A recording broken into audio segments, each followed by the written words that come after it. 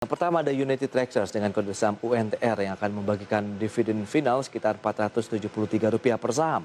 Kemudian menyambut Ramadan, Mayora Indah atau MBOR meluncurkan varian produk makanan minuman baru.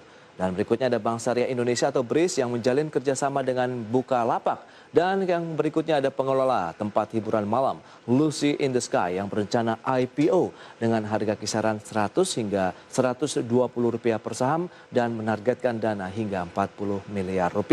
Ya, kita akan fokus kepada United Tractors ya. Kita akan sampaikan bagaimana kinerjanya begitu pada penutupan kemarin mengalami penguatan hingga 5,13% seperti yang bisa Anda saksikan di layar televisi Anda. Pemirsa berada di level 1100, kemudian kinerja dalam 1 tahun terakhir naik 48% dengan PE ratio sekitar 14 kali dan market cap-nya mencapai Rp84 triliun.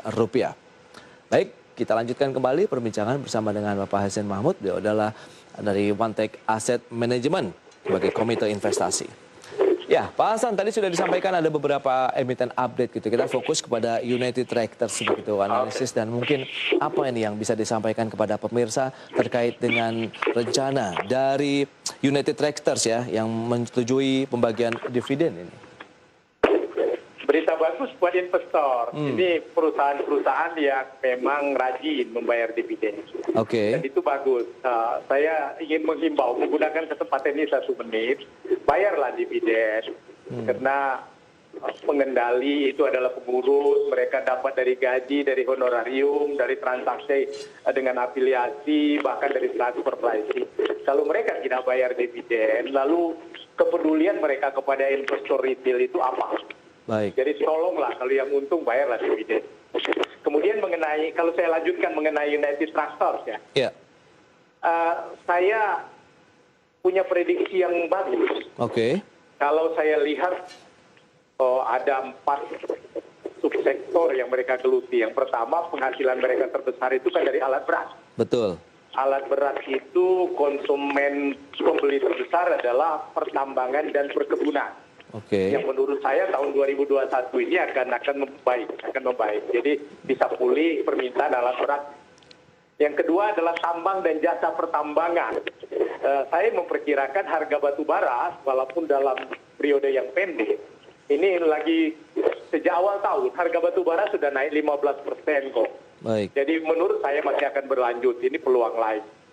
Kemudian emas, nah ini yang perlu barangkali sedikit dicermati karena nampaknya di Martabe itu yang open pit itu sudah habis, jadi harus menggali lebih dalam. Baik. Dan itu cost-nya lebih tinggi dan bukan mustahil rendemennya lebih rendah. Jadi margin keuntungan dari emas United Tractors mungkin tahun-tahun ini akan mulai menurun, mudah-mudahan perlu meningkat. Satu sektor lagi yang masih konstruksi, dan nampaknya masih berugi lah, mudah-mudahan juga baik dengan berkembangnya infrastruktur. Jadi saya kira saya masih optimis lah. Masih optimis ya. Kita tahu juga dengan perkembangan dari sektor khususnya pertambangan batu baranya juga yang sedang memang kita tahu lah permintaan juga sedang mengalami stagnasi. Tapi kan di sisi lain sebenarnya ada. Cuman terhambat juga dengan negara-negara tujuan ekspor saja yang terkendala dengan adanya pandemi COVID-19 begitu Pak Hasan. Saya kira tidak. Saya kira tidak anu lah. Listrik, pembangkit adalah satu sektor yang tidak pernah bisa beristirahat. Dan ini akan naik tingkat. Batu bara itu praktis identik dengan Cina, karena konsumsi Cina itu 56% dari konsumsi dunia. Begitu kemudian ekonominya bertumbuh seperti sekarang, mau tidak mau kebutuhan energinya akan naik. Dan tidak bisa dengan mudah memindahkan dari batu bara menjadi energi terbarukan. Jadi permintaan itu pasti masih tetap akan naik. Dan satu hal lagi. Ini dengan buruknya hubungan antara China dengan Australia itu sebenarnya blessing in disguise buat Indonesia. Betul, Pak. Impor kita ke sana bisa naik. Iya. Jadi manfaatkan lah.